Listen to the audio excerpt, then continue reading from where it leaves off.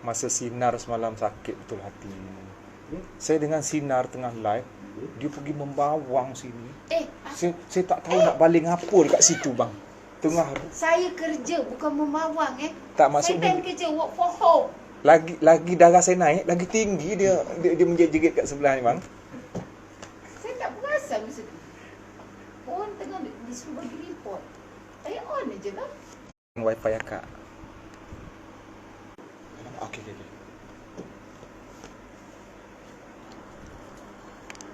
Tu cakap dalam IG Mak Wan tengok. Mak Wan.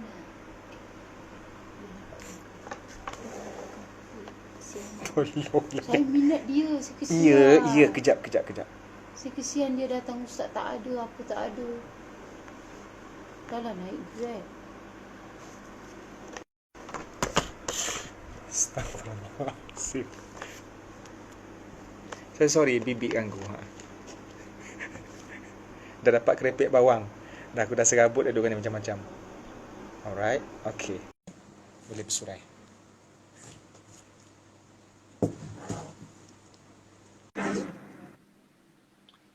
Assalamualaikum Cik Man.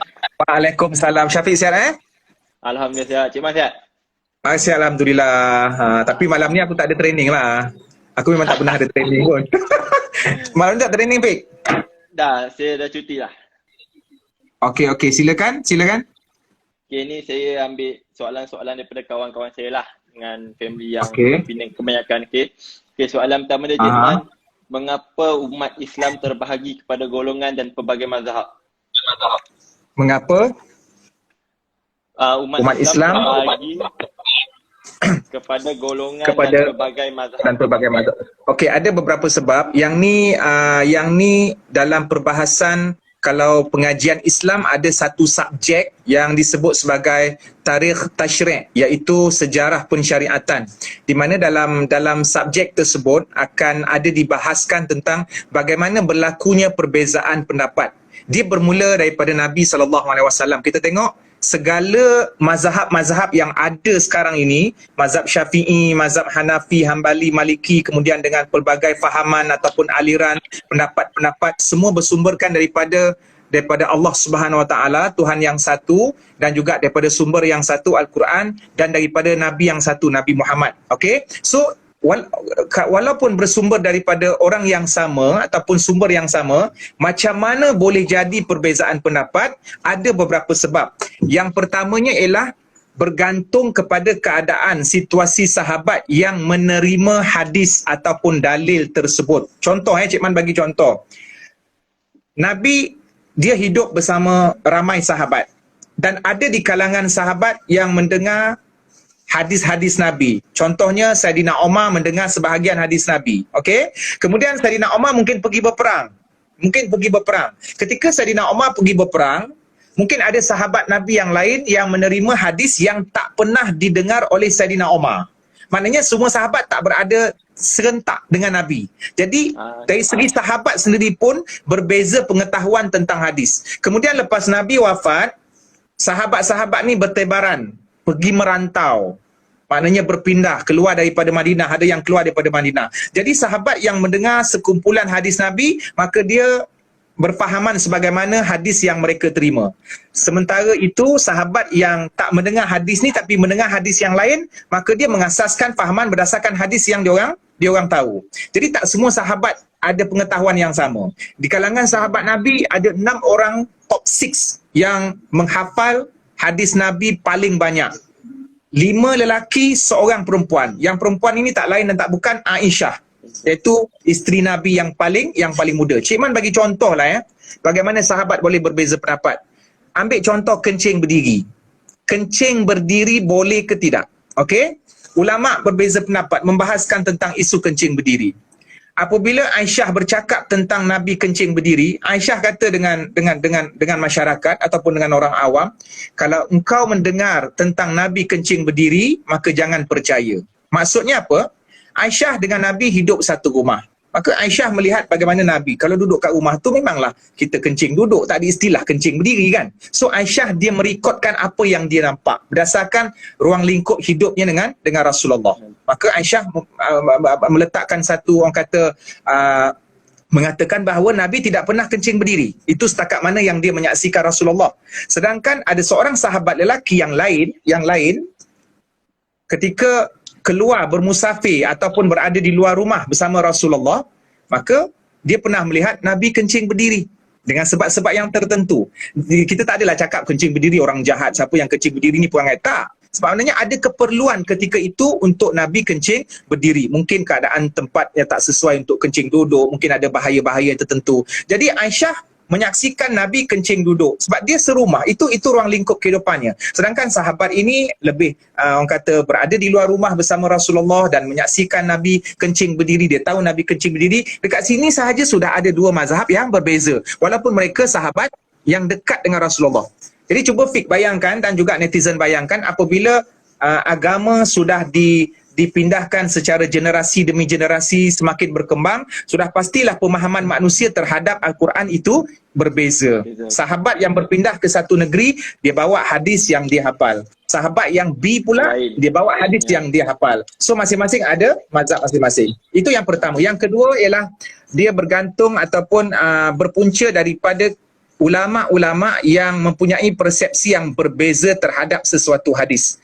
Kadang-kadang hadis yang sama, tetapi ilmu dan juga pemikiran ulama ini, kebijaksanaan mereka berbeza. Imam Abu Hanifah, dia hidup dalam suasana orang-orang yang banyak mengarang hadis palsu. Ketika dia berasal daripada Parsi, dia berasal daripada Kufah. So dia lebih menggunakan pendekatan akal, tapi tidak meninggalkan hadis juga. Tapi maknanya dia nak lawan dengan orang-orang yang guna logik akal, ahli falsafah.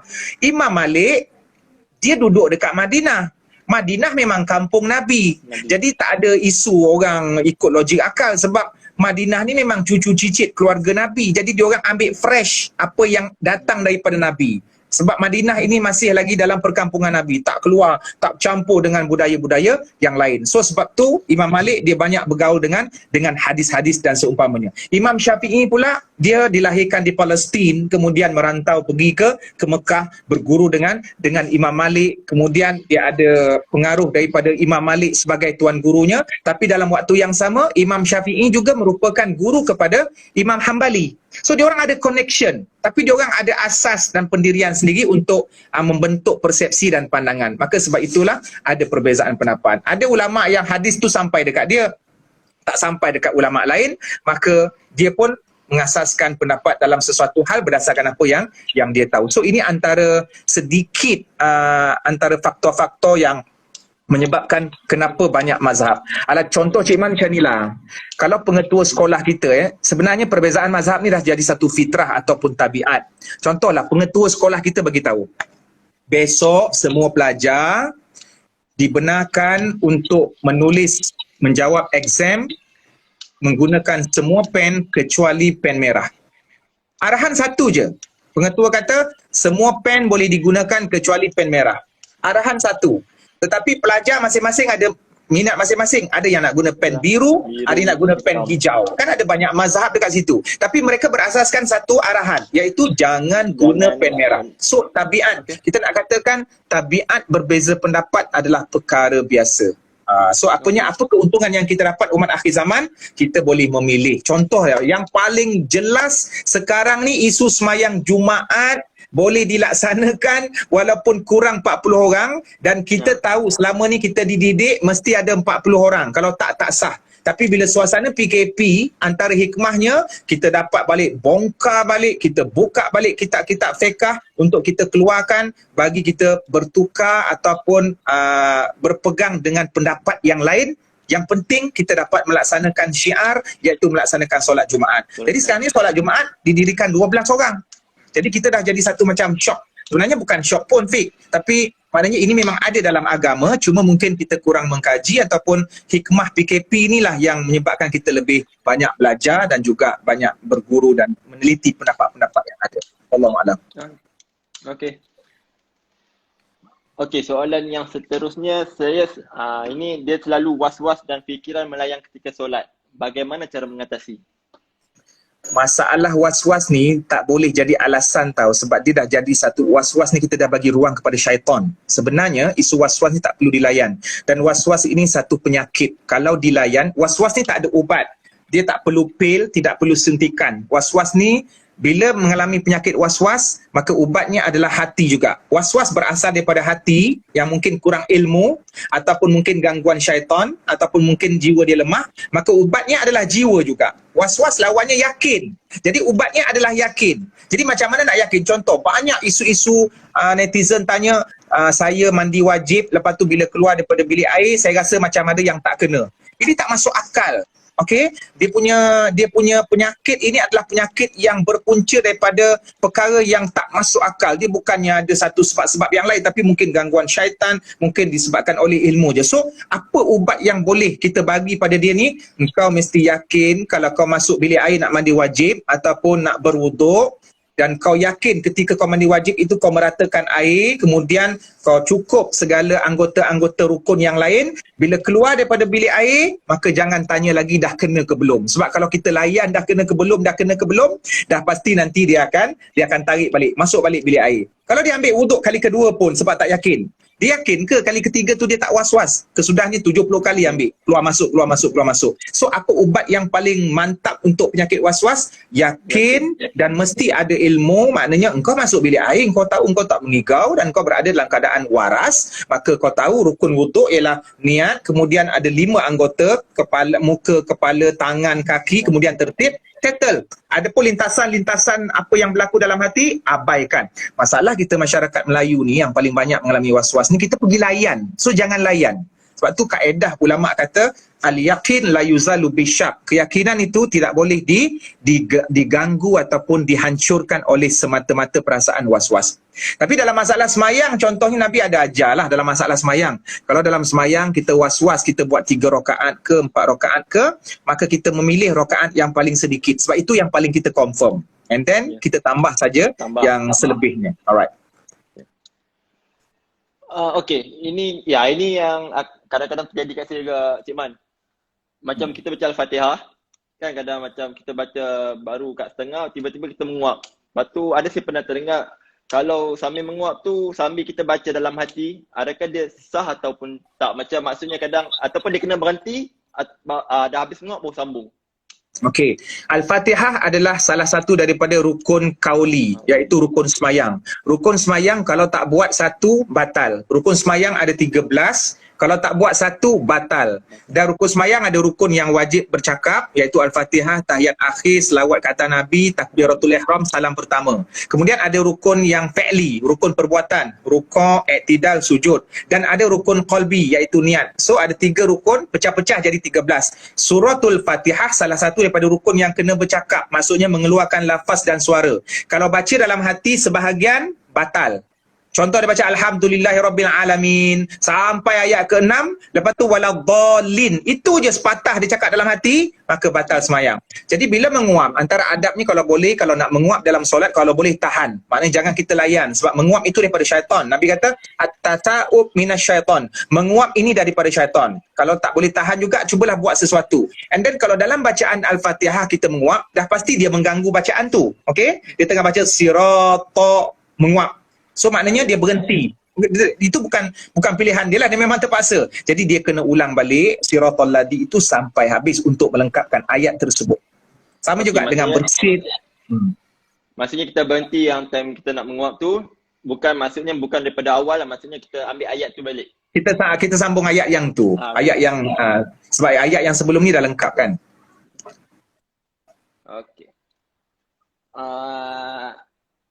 Okey. Ini soalan, apa hukum kita ada masalah peribadi lepas tu kita bercerita dengan orang luar peribadi kita, tapi niat sebab tak mampu nak pendam, so cari orang untuk luahkan. Contoh macam hal rumah tangga tapi niat nak bercerita, adakah ini aib rumah tangga? Dalam Quran ada sebut wasyawirhum fil amri, hendaklah kamu bermesyuarat ataupun berbincang tentang urusan. Tapi tak semua urusan nak bincang dengan sebarang orang. Kalau kisah suami isteri, mungkin suami isteri punya peribadi tak sesuai dengan anak-anak. Bahkan ada benda yang berlaku suami isteri, suami mungkin bincang dengan orang lain, dia tak kongsi dengan isteri. Begitu juga dengan isteri. Dan ada waktunya suami isteri saja tak campur dengan anak-anak. Dan ada waktunya mak dengan ayah kumpulkan anak-anak tapi tak bagi tahu dekat Pak Long, Mak Long. Jadi maknanya tengok satu-satu isu dan tengok siapa orang yang paling layak dan prioriti. Rumah tangga, Cik Man banyak terima DM tentang suami isteri yang melafazkan talak bla bla bla, tak bagi nafkah ke suami, ada pak makwa lain isteri. Benda ni yang paling penting first kali kena selesaikan suami isteri. Alright? Kena selesaikan suami isteri. Maknanya jangan ada sebarang perceraian dan seumpamanya. Yang kedua, tak boleh selesai juga setiap daripada suami dan isteri lantik orang yang mereka percaya. Yang paling dekat sekali mungkin mak bapak masing-masing lah, pak mertua, mak mertua, kemudian mak ayah kandung, sebab kita segan dengan diorang ni kan, dan diorang ni orang yang paling banyak berkorban ketika kita nak kahwin. Tak dapat juga nak selesaikan, okey, boleh ke mahkamah ataupun kaunseling. Jangan pergi beritahu jiran sebelah. Jiran sebelah tu dia seronok ada grup awang dia. Maknanya kena bawa ke pejabat kaunseling dan suami isteri kena bagi kerjasama. Jangan isteri aja pergi, nanti isteri dia pergi taruh macam-macam dekat pegawai kaunseling, suami tak ada nak bela. Ataupun suami pergi seorang, dia pergi cakap tambah bukan-bukan, isteri pula tak ada. Dua-dua kena pergi dan pegawai agama kena kaunseling, dua-dua diam. Tak boleh nak corner-corner balik. Itu maknanya setiap perkahwinan itu kalau boleh mesti menyelamatkan lah. Tapi kalau dah tak boleh sangat, itu cerita lain lah. Maknanya sebelum sampai ke tahap berpisah itu, ada dia punya step-step. Suami pun dalam mendidik isteri pun memukul, merotan, mendidik, kemudian mengasingkan tempat tidur dan seumpamanya, memberi nasihat, benda-benda macam itulah. Okey. Maksudnya macam memang tak boleh lah kalau untuk kita bercerita, dia macam maksudnya seelok-eloknya untuk dengan yang terdekat dululah. Dengan orang yang betul-betul percaya dan orang yang betul-betul boleh menyimpan kita punya aib, bukan sebarang orang. Kadang-kadang dengan kawan pun tak boleh percaya tau, Syafiq. Kawan kadang-kadang dia boleh caras juga kadang-kadang. Tu kena hati-hatilah.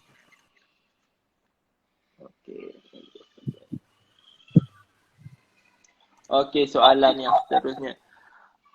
Okey. Ini arwah kalau ada arwah, sekejap. Tuan tanya kalau ada puasa. Okey, puasa arwah yang tertinggal. Maksudnya puasa arwah tertinggal tapi emak dia wajib ganti ataupun tak puasa tu. Selama ni mama dia cuma bayar fidyah saja. Fidyah lah. Dia ada dua tengok situasi. Waktu mak dia hidup dulu, kalau mak dia tinggalkan puasa sebab sakit, memang sebab ada sebab untuk berbuka puasa dan tak sempat, maknanya tak sempat sihat untuk gantikan, maknanya tak perlu, tak wajib ganti dan tak wajib fidyah bagi anak-anak dan ahli waris. Tak wajib. Sebab mak dia memang terpaksa buka puasa tu ada sebab. Okey? Tapi kalau masa hidup dulu mak dan ayah dia berbuka puasa kerana derhaka ataupun kerana sakit, kemudian sihat, lepas tu melambatkan ganti, tak sempat ganti, ada ruang tapi tak sempat, maknanya boleh, barulah ahli waris boleh bayar fidyah ataupun gantikan puasa. Siapa yang nak gantikan puasa ganti, ataupun boleh bayar fidyah menggunakan harta pusaka tinggalan, ataupun mungkin menggunakan harta apa yang ada di kalangan anak-anak lah untuk membantu sebagai membantu arwah mak dengan ayah kat sana. Tapi kalau mak dengan ayah tinggalkan puasa tu sebab memang dibenarkan Islam, sebab dia orang sakit, lepas tu tengok-tengok tak sempat ganti, sakit sampai meninggal kan. Mana bukanlah dia orang sengaja tinggalkan. Ayah ni tak perlu ganti. Ganti pun tak perlu, fidyah pun tak perlu. Okey. Tapi ini kalau macam ni, arwah ni anak. So macam kita tak tahu dia tinggal sebab apa. So, dia tinggal tak apalah, itu bergantung masing-masing lah, bergantung kalau dia yakin si arwah tu tinggal sebab sakit, settle lah. Tapi kalau dia rasa risaulah takut nanti Kang apa-apa yang berlaku yang dekat sana, contoh lah kan, mungkin yelah, dia ni sebab nakal ke, okey, dengan kesudian dia, dengan apa yang dia ada, mungkin dia ada sedikit lebihan harta, dia boleh bayar fidyah bagi pihak si mati, ataupun kalau dia tak ada duit mungkin dia boleh gantikan, macam tu lah. Okey. Semua support JDT Oh.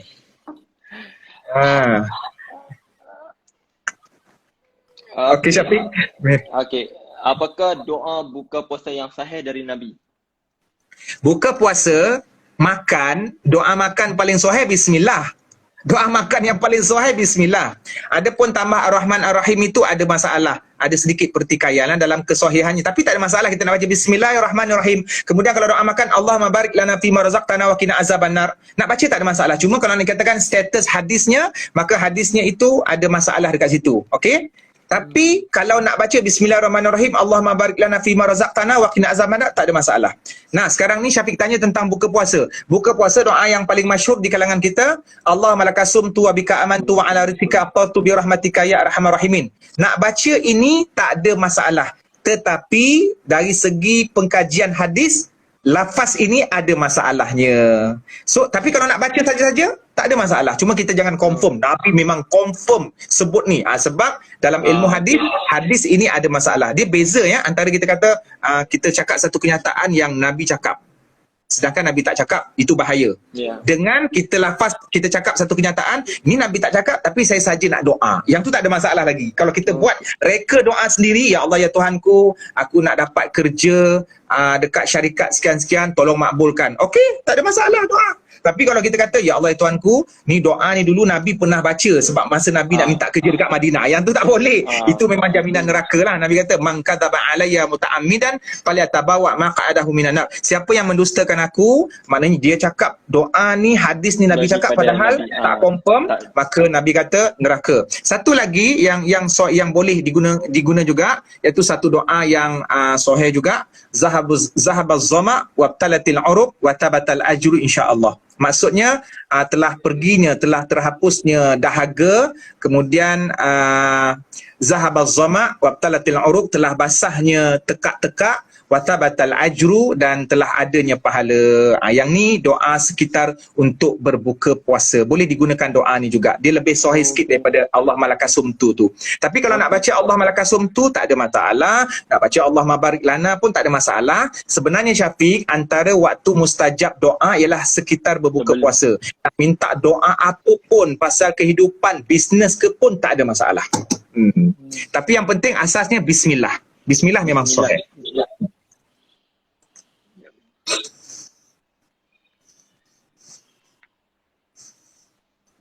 Okey, yang seterusnya. Apakah selawat yang sahih di antara solat tarawih? Maksudnya inilah selawat yang Okey, sebenarnya yang amalan selawat yang kita buat di sini antara tarawih-tarawih tu tidak adalah pada zaman Nabi. Nabi tak buat sebab Nabi buat, diriwayatkan Nabi sembahyang tarawih 2. Antara dua tarawih tu tidak ada bacaan yang sahih, maknanya bacaan yang spesifik terpulang daripada Nabi. Tak ada yang spesifik. Tapi dekat Malaysia kita ada buat selawat-selawat kan. Fadlan minallah wa ni'mah. Okey, semua tu kan. So adakah benda tu boleh buat? Jawapan Cik Man, benda tu boleh buat. Kita tak ada masalah nak berzikir apa, dengan syarat kita tidak menyatakan yang benda tu Nabi buat. Sebab Nabi memang tak pernah lepas itu. Itu je lah. So maknanya benda tu bebas. Doa diasaskan atas dasar keluasan. Tapi lepas witir tu, ada satu lafaz yang Nabi subuhun Qudus. Qudus tu. Itu yang lepas semayang witir. Yang ni yang budaya Malaysia ni antara tarawih kan. Kalau tarawih 8, yang ada untuk Abu Bakar, lepas tu untuk Omar, Osman, yang tu tak ada pada zaman Nabi. Tapi kalau kita nak selawat, memang inisiatif kita nak buat ketika kita semayang seorang, tidak ada masalah. Cuma jangan paksa orang lain, kita kata, kau kena buat ni Nabi buat. Yang tu salah. Itu je. Okey. Sekiranya puasa tetapi tidak solat, bagaimana dengan amalan puasa tersebut? Dia sama macam orang berak dalam jamban, ada atap tak ada dinding kan. Maknanya dia berpuasa tapi dia tak semayang. So nampak macam kekurangan dekat situ kan.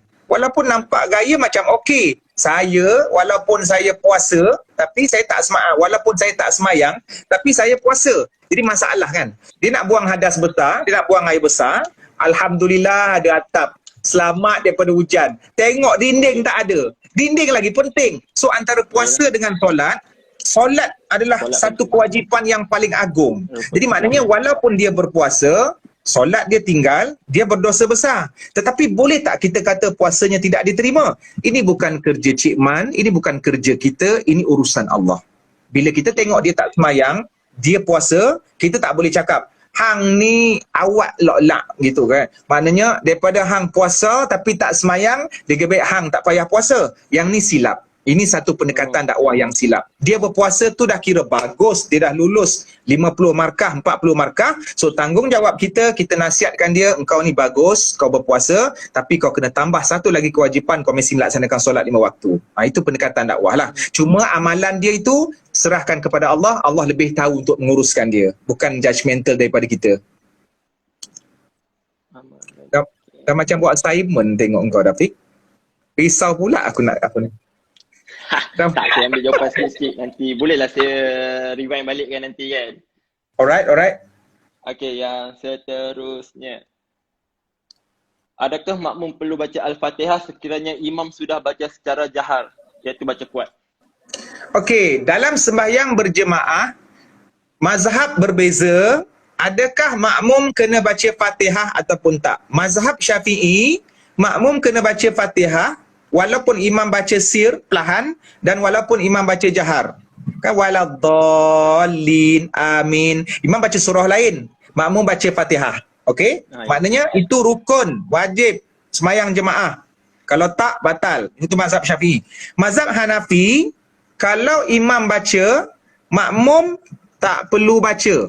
Maknanya selepas waladhdallin, amin, imam akan baca jahar, alam nashrah laka sadrak. Ketika imam baca surah lain, makmum hanya diam. Mesti diam. Sebab apa? Sebab dalam Quran kata apa? Bila mendengar bacaan Quran, hendaklah diam, mendengar. Jadi kalau imam baca surah, tiba-tiba kita baca Fatihah, bermakna kita tak ikut arahan Quran, kita tak diam. Sedangkan Quran kata, apabila diperdengarkan Quran kepada kamu, hendaklah kamu diam. Maknanya menghayati ataupun mengkaji maksud-maksud dan meresapkan dalam jiwa kita kan. So itu mazhab Hanafi yang tidak perlu membaca Fatihah ketika sembahyang berjemaah kerana imam sudah ada dengan bacaan tersebut. So ini dalam mazhab Maliki pula dia ada perincian. Ketika imam baca sir, makmum boleh baca Fatihah sebab masa tu tak dengar bacaan imam. Tapi ketika imam baca kuat, maka makmum baca diam sahaja sebab mendengar bacaan imam. So dekat sini ada kepelbagaian mazhab berdasarkan dalil-dalil yang diorang ambil. Okey, terima kasih Cik Main tu. Okey. Sekiranya berbuka puasa secara tidak sengaja sebelum masuk waktu maghrib, adakah perlu qada secara tidak sengaja? Okey. Dekat sini ada beberapa isu. Pertama, ada hadis kata seseorang akan dimaafkan kalau dia terlupa ataupun dia tersilap. Al-khata' wan nisyan. Jadi kalau dia makan buka puasa, dia tak sengaja. Bukan, maknanya tak sengaja ni lawannya sengajalah. Dia makan. Tiba-tiba baru dia teringat masih lagi belum azan. Jadi berdasarkan hadis kata Allah mengampunkan pada mana-mana orang yang tak ada akal, pada orang yang tersilap, pada orang yang lupa, maka puasanya sah. Puasanya sah. Okey, itu yang pertama. Yang kedua, ada yang berpendapat tidak sah sebab kembali balik kepada hukum asal. Hukum asal hari itu apa? Makan ke tak makan? Yang sepatutnya dia kena tunggu makan ke tak makan. Sebelum dia makan tu hukum dia makan ke tak makan? Tak makan kan? Tiba-tiba dia makan. Jadi bawa balik kepada hukum asal, tak makan. Sepatutnya dia tak makan. Tiba-tiba dia makan, maka dia perlu ganti. Dia perlu ganti puasa dia. So maknanya ada perbezaan pendapat dekat sini. Ambil dah hitam.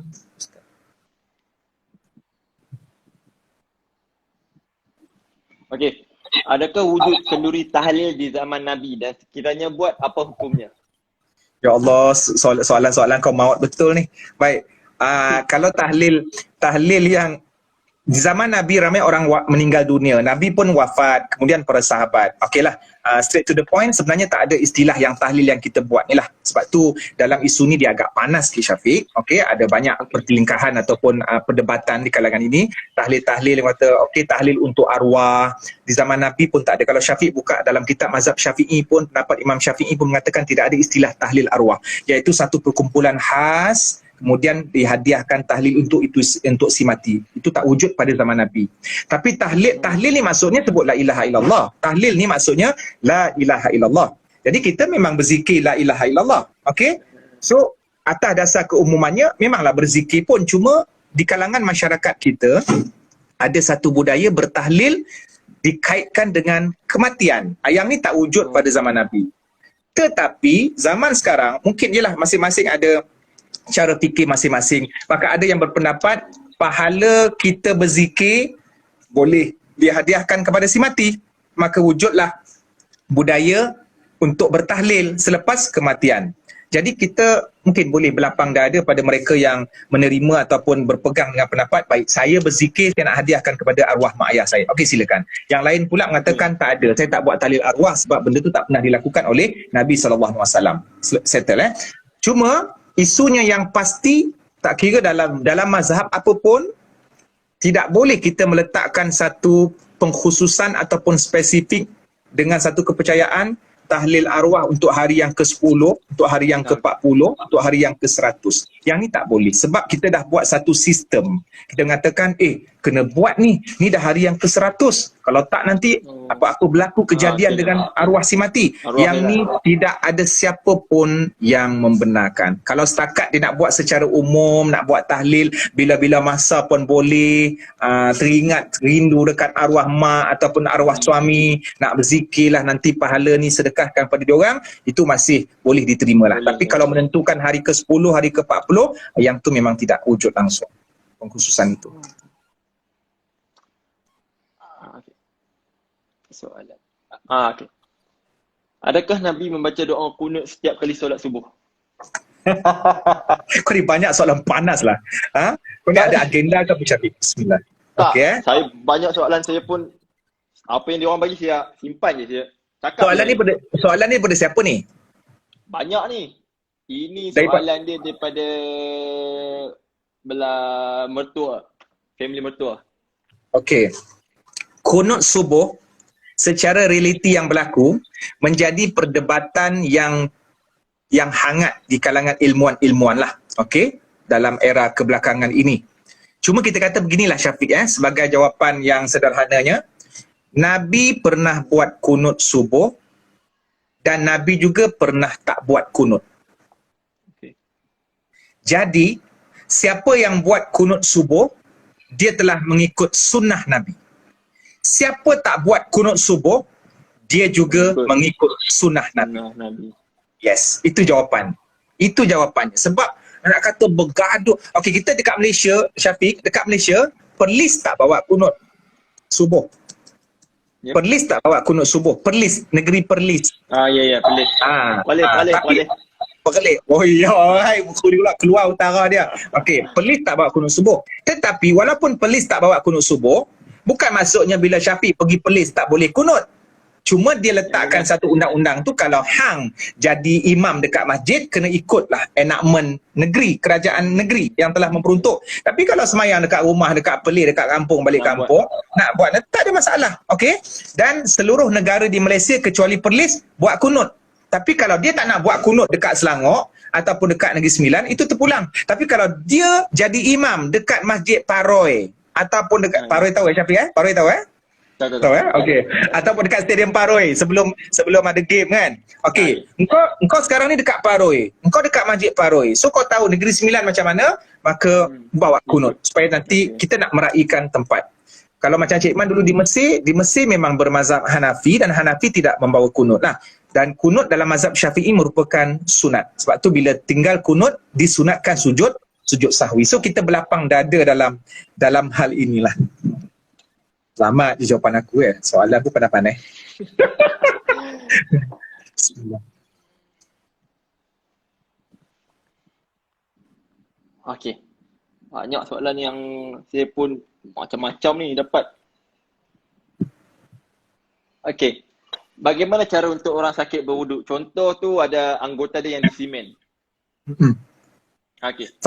Fattaqullah mastata'tum. Bertakwalah kepada Allah setakat yang kamu mampu. Kita laksanakan perintah Allah setakat yang kamu mampu. Dulu Syafiq, pada zaman Nabi, ada satu lelaki, dia luka dekat badan. Dia luka, dia hadas besar. So, dia hadas besar, kena mandi. Kan, kena mandi. Ni luka mungkin parah. Kemudian lelaki tu tanyalah dengan sahabat yang lain. Ni Nabi belum tahu lagi. Okay. Kemudian sahabat lain kata, macam mana? Aku ni luka, lepas tu kena mandi wajib. Kemudian sahabat lain kata, lelaki lain kata, kau kena mandi wajib juga. Bila dia mandi wajib, air kena luka, dia mati. Dia meninggal dunia. Okay. Bila Nabi dapat tahu cerita ni, Nabi kata apa? Hampa kalau tak tahu jangan memandai-mandai. Maknanya kena rujuk dulu. Maknanya kalau disebabkan dia luka, dia boleh discount. Maknanya jangan mandi dulu. Dia boleh tayamum dan seumpamanya bila dah sembuh, mungkin dia boleh mandi wajib. So, bagi orang yang dia ada pembalut and then ada simen, dia nak ambil wuduk dan tak boleh kena air, simen memang jauh lagi nak buka, maka dia berwuduk setakat mana yang dia mampu sahaja. Setakat mana bahagian yang dia boleh basuh, dia basuh. Kemudian dia semayang saja dalam keadaan yang macam tu. Ataupun ada satu pendapat yang lain, untuk setiap anggota wuduk yang tidak boleh dikenakan air, maka dia boleh bertayamum. Anggota wuduk ada berapa? 1 muka, tangan 2, kepala 3, kaki 4. Okey, 4 kaki. 4 anggota wuduk. Tu dah kebau lah. Okey, 4 anggota wuduk kan. Tiba-tiba ada 2 anggota wuduk tak boleh kena air. Untuk 2 anggota wuduk ni, buat 2 tayamum. Yang boleh kena air, basuh macam biasa. Okey, itu pendapat pertama. Pendapat yang kedua, tak payah tayamum, basuh je mana kawasan kulit yang tak berbalut. Contohnya, jari dia berbalut. Yang ni tak berbalut. So, basuh kat sini lah. Basuh boleh kat sini. Yang ni tak boleh kena air, kalau tak mudarat. So, Islam bagi discount. Sebab ini melibatkan nyawa. La darar wa la dirar. Tidak ada perkara mudarat dan perkara mudarat mesti dihapuskan. Ataupun kaedah lain, al-masyaqqah tajlibut taisir. Perkara yang sukar sudah pasti ada jalan penyelesaian untuk memudahkannya. Maka dia bukannya sengaja nak mempermainkan agama. Dan Allah faham. Maka semayangnya sah, wuduknya sah dan tidak perlu mengulangi semayang itu lagi. Allahuakbar. Okey, ni soalan ni panjang ni. Ini macam ada kena mengenal juga ni. Aduh, kena mengenal dengan siapa? Tak, ni macam dia ke arah suami ni. Okey. Ke arah apa? Okey. Okey, soalan ni saya nak tanya, apa hukum bila suami sering menggunakan kuasa veto mereka seperti jika tidak ikut seperti apa yang mereka mahukan? Contohnya, isteri akan masuk neraka, isteri berdosa. Dalam masa yang sama, mereka juga melakukan perkara yang tidak disukai atau disenangi oleh isteri. Bagaimana pula untuk suami tidak berdosa? Di manakah keadilan untuk isteri supaya tidak lagi dianiayai, dimomokkan oleh suami? Saya pasti semua isteri dambakan syurga. Terima kasih, Ustaz. Ni soalan daripada bini kau ke, Fik? Tak. Okey. Perkahwinan, sebab tu orang kata buat hashtag, engkau lah tulang belakang aku, kau lah imam aku, bla bla, apa semua berjadah tu kan. Dan kemudian orang kata, asal satu lagi, perempuan ini dia dijadikan daripada tulang belakang, tulang rusuk lelaki. Cuma masalah tulang rusuk tu, sama ada tulang rusuk betul-betul keluar hawa daripada Adam ataupun dia just metafora saja. Tak apalah, itu tak penting. Yang penting, lelaki dan perempuan adalah sejenis, iaitu dari bangsa manusia.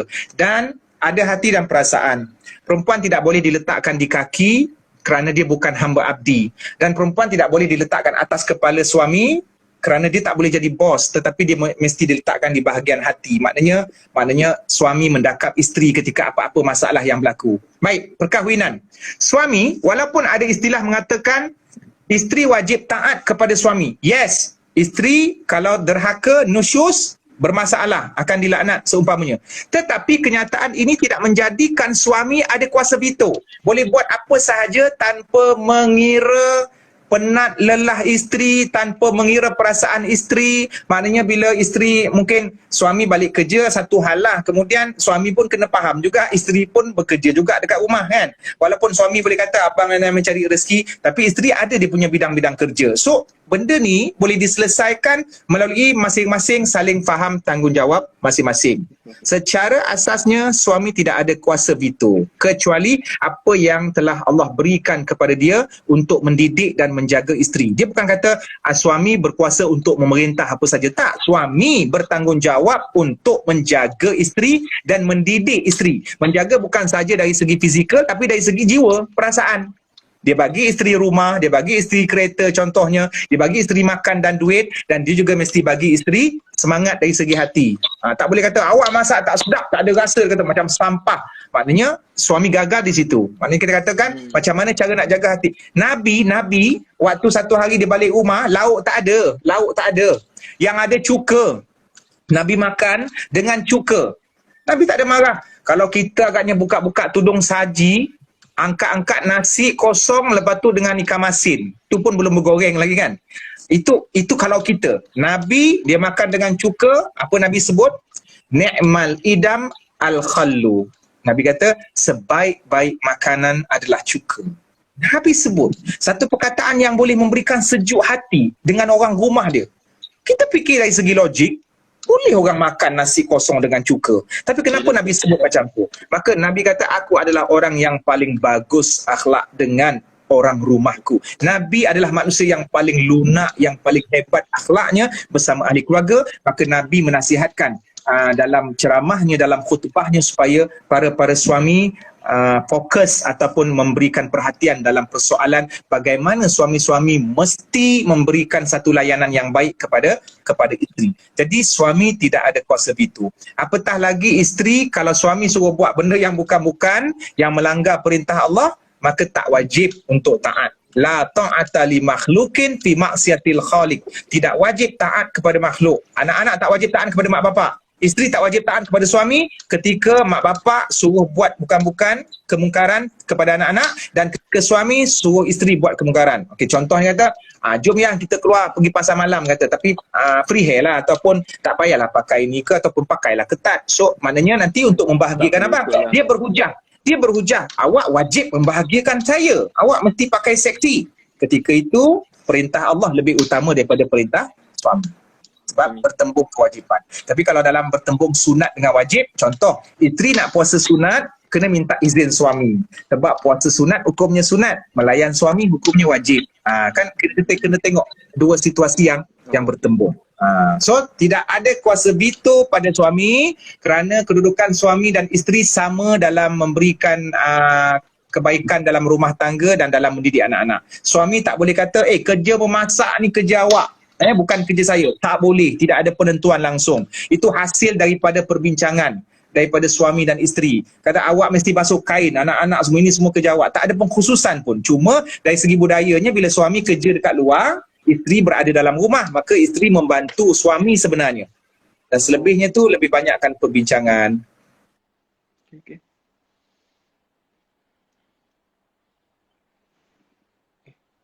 Kau pernah masak, Fik? Pernah. Saya suka masak. Betul. Saya suka masak. Okey, macam mana sumber kewangan yang hasilnya haram? Lepas tu kita sudah bertaubat, adakah duit itu halal bagi kita untuk makan? Dia ada beberapa situasi. Yang pertama, duit yang daripada sumber yang haram, kita tak bolehlah guna untuk bawa pergi haji, pergi Mekah, umrah. Kemudian kita kena sedekahkan duit itu ke tabung-tabung kebajikan awam untuk buat jalan raya ke dan seumpamanya. Adapun kalau untuk kemaslahatan dia, mungkin waktu tu dia nak bertaubat, berhijrah, sekadarnya saja yang diambil untuk membina kehidupan. Maknanya modal dia tu aja. Untuk buat untuk dia berubah lah. Yes, untuk dia berubah. Adapun yang beranak-ranak untung-untung tu, maka atas dasar warak dia mesti bagi keseluruhannya kepada orang lain. Dia sendiri tak boleh guna secara personal.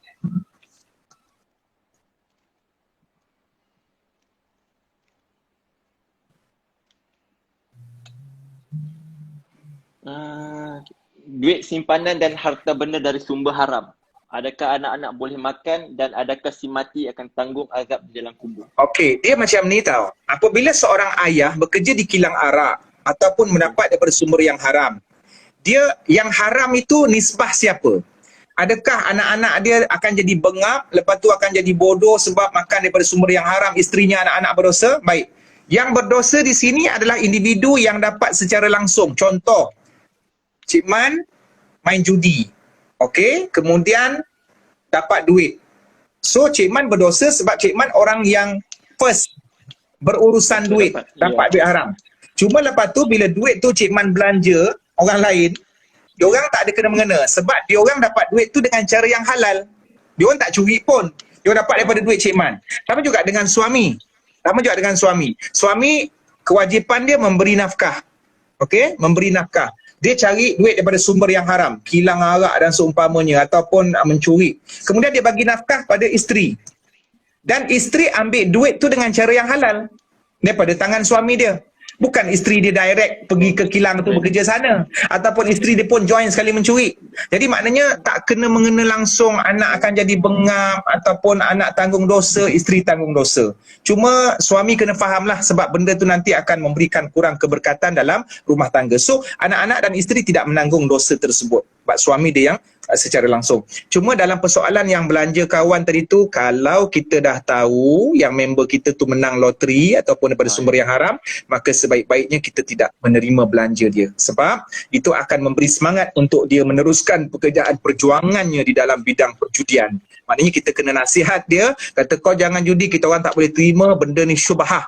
Harta syubhah. Syubhah ni halal tak, haram pun tak, maknanya dia syubhah ni lebih baik kita abaikan. Nabi sebut dalam hadis, innal halala bayyin wa innal harama bayyin wa bainahuma umurun mustabihat la ya'lamuhunna katsirun minan nas. Sesungguhnya perkara yang halal itu jelas, perkara yang haram jelas. Antara halal dan haram ada perkara yang boleh makan ke tak boleh makan ni kan. So better tinggalkan. Itu atas dasar warak, berhati-hatilah.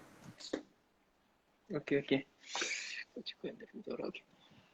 Okey, kita kerja lepas tu rajin curi tulang, kadang tak pergi kerja, tipu dan sebagainya. Bos tahu perangai kita, adakah duit gaji kita halal untuk kita?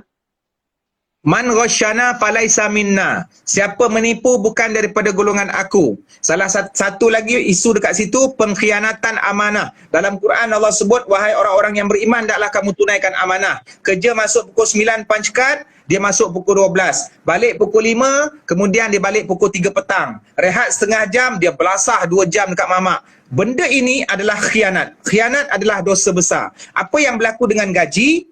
Kemungkinan akan kurang keberkatan dekat situ. Dia mesti menghukum dirinya sendiri, mungkin dengan buat kerja overtime tanpa gaji, mungkin dia kena sedekahkan, dan mungkin dia boleh menerima sebarang hukuman daripada bos. Atas dasar dia, seseorang mesti rasa nak mencari rezeki yang halal. Tu ada seorang netizen kata, macam peli kat aku je soalan ni kan. Jadi kepada netizen semua, kalau masuk kerja pukul 9 lah kau kena punch card. Janganlah kau suruh kawan kau punch card, lepas tu kau pergi merewang tempat lain. Musim PKP ni mungkin cerita lain lah, new normal. Allahuakbar.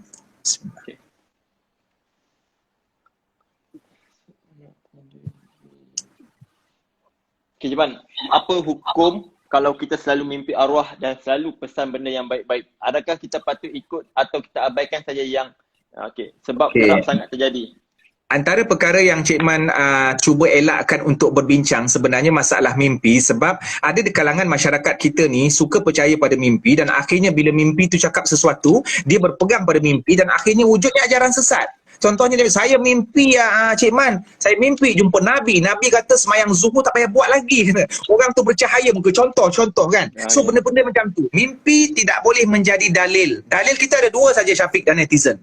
Yang pertama Al-Quran, yang kedua sunnah. Mimpi tak boleh jadi dalil. Tak boleh kata ada Nabi masuk dalam mimpi, lepas tu Nabi pergi habak lah, nak ada habak mai, kata dulu lupa nak cakap sebenarnya ada 6 waktu semayang, bukan 5 je. Tak boleh, itu memang sesat barat tu kan. Jadi mimpi ni Nabi sebut dalam satu hadis begini, ar-ru'ya thalath. Mimpi ada 3. Yang pertama minallah, mimpi daripada Allah. Ini hadis sahih. Yang kedua minasyaitan, mimpi daripada syaitan. Yang ketiga min hadithin nafsi, min hadithin nafsi, mimpi terbawa-bawa. Baik, yang pertama mimpi daripada Allah. Macam mana mimpi daripada Allah? Mimpi yang baik. Okeylah, kalau dia jumpa mimpi arwah mak, mungkin baca Quran dengan dia ke, minta doa ke, InsyaAllah itu doa yang itu mimpi yang baik. So apa yang dia kena buat? Adakah dia kena gali kubur mak balik? Tak. Maksudnya dia kena doakan untuk mak dia. Dia doakan untuk mak dia sebagaimana yang Nabi sebut dalam hadis, waladin soleh yad'ulah. Jadi bila dia mimpi arwah, suruh doakan ke dia, dan bila dia bangun, dia doakan untuk arwah. Dia bukan doakan untuk arwah berdasarkan apa yang disuruh dalam mimpi, tapi dia mendoakan untuk arwah berdasarkan apa yang ada dalam dalil. Faham tak dekat sini? Dalam dalil. So dia beramal dengan dalil, bukan berdasarkan mimpi. Yang kedua, minasyaitan. Mimpi daripada syaitan, mimpi yang serabut. Mimpi bunuh orang. Mimpi yang menyebabkan bila kita bangun kita jadi takut. Kita jadi orang kata tak tentu hala dan seumpamanya. So macam mana? Bangun daripada tidur, baca auzubillah, mungkin boleh ludah 3 kali sebelah kiri. Maknanya ludah dengan angin lah, bukan ludah dengan kahak apa semua tu. Jadi maknanya ini sebagai panduan-panduan lah. Okey, bacalah 3 kul ke ayat kursi doa, ya Allah, semoga mimpi itu tidak mempengaruhi hidup aku.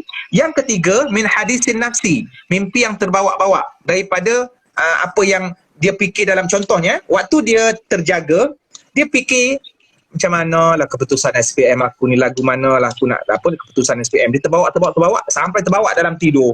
Dalam tidur dia mimpi keputusan SPM. Jadi benda tu min hadisin nafsi, iaitu apa yang difikirkan ketika berjaga.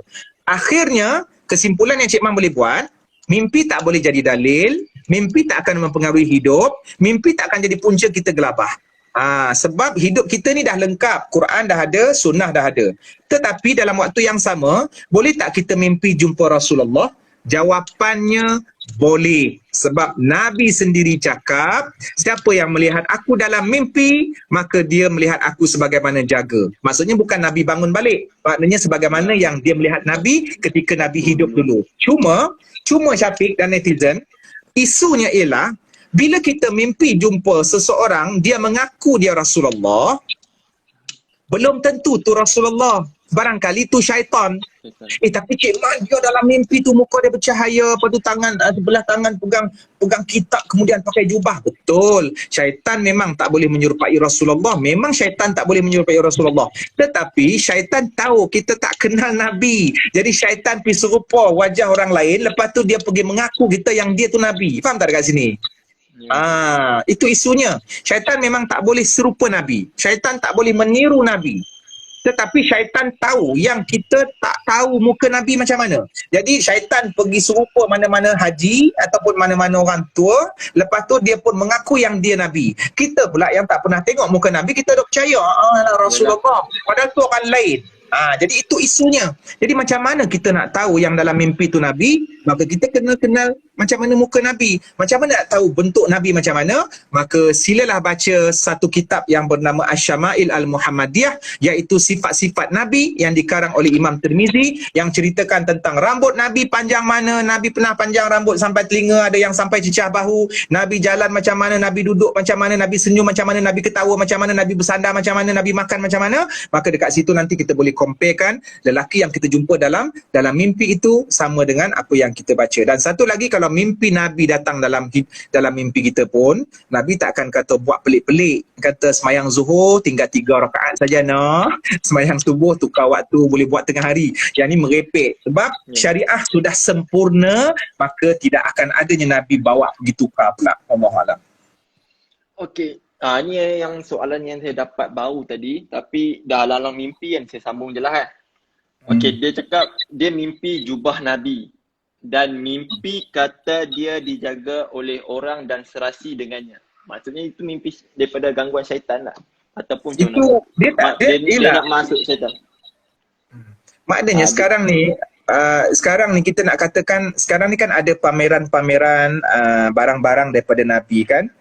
Rambut Rasulullah ataupun rambut mangkuk yang diguna, baju Fatimah, jubah Nabi, selipar Nabi. Sebenarnya Syafiq, macam mana kita nak terima benda tu datang daripada Nabi, sama juga macam mana proses kita nak terima hadis tu sahih ke tidak. Dia mesti melalui tapisan-tapisan itu untuk mengkonfirmkan adakah barang-barang itu daripada Nabi sebenarnya. Sebab 1500 tahun sudah berlalu. Anything can happen within 1500 tahun ini. Sebarang perkara boleh berlaku. Ada satu orang dia buat jubah, lepas tu dia pergi buat lusuh-lusuh, kemudian dia dakwa ini jubah Nabi. Dan kita yang tak pernah nampak jubah Nabi mungkin percaya. Jadi sebab tu kita kena hati-hati benda ni. Beginilah, sebarang mimpi yang kelihatan aneh, yang mendakwa sesuatu yang bertentangan dengan syariat. Mungkin mimpi tu kata, hang jangan risau, ini jubah Nabi, hang pegang nanti bila hang jaga daripada tidur, mungkin tak ada apa-apa bala petaka yang berlaku. So benda yang pelik-pelik ni, kita takut nanti kita hidup, kita bergantung pada mimpi. Kita rasa kita ada power. Allah tak perlu jaga lagi dah. Yang penting jubah tu dah jaga. So benda ni yang syirik dalam halus. Syaitan, dia kadang-kadang syaitan ni, dia tak kacau kita suruh bagi kita minum arak. Syaitan mungkin tak goda kita berzina, tapi dia pergi lalu ikut ibadah. Dia pergi lalu ikut ibadah. Halus saja.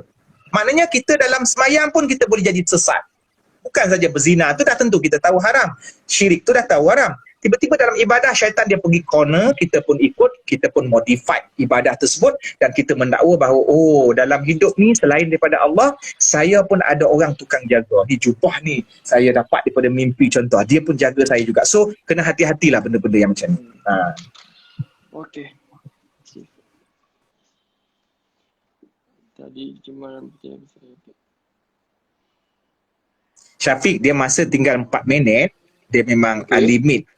So maknanya kita memang tak dapat habiskan lah sebenarnya. Tapi tak apalah, yang soalan-soalan lain tu Cik Man akan jawab nanti di DM ke apa benda. Just penting kita dah, tak ada masalah. Yang penting kita dah isi slot malam ni. Okey Cik Man. Okey, yang tak apalah, yang ada lagi 2-3 nanti saya akan kongsi dengan Cik Man lah dalam DM nanti. Nanti atau WhatsApp nanti. Okay. Okay. So Syafiq, mungkin ada, engkau jadi, dah lah aku suruh kau jadi host, lepas tu kau terus masuk, kau terus bagi soalan forum apa nama. Mungkin ada pesanan-pesanan ataupun kepada peminat-peminat JDT, walaupun saya Liverpool dan seumpama sewaktu, jangan ada yang yang kata terasa hati dan seumpamanya. Mungkin ada pesanan Syafiq untuk dunia sukan tanah air ke apa benda ke, silakan. Sana saya okey. Pada apa-apalah berkaitan dengan sukan. Sukan sekarang puasa ni kan. Okey, kepada semua peminat bola sepak terutama Malaysia dan JDT, saya harap anda semua dalam keadaan yang baik. Lepas tu saya harap kita kalau boleh jaga diri lah, sebab kita nak cepatkan habiskan COVID ni kan. Sebab yalah, siapa tak nak balik kampung, saya pun kat JB. So raya kat JB sendiri. So kalau boleh nanti raya-raya tu janganlah post seronok sangat kat kampung Okay, itu je Cik Man. Okay Syafiq. Terima kasih banyak kerana sudi bersama dengan sesi soal jawab. Dan insyaAllah ada sesi kita jumpa lagi. Alright, salam keluarga. Terima kasih juga kepada netizen. Assalamualaikum warahmatullahi wabarakatuh. Okay, waalaikumsalam Cik Man. Terima kasih.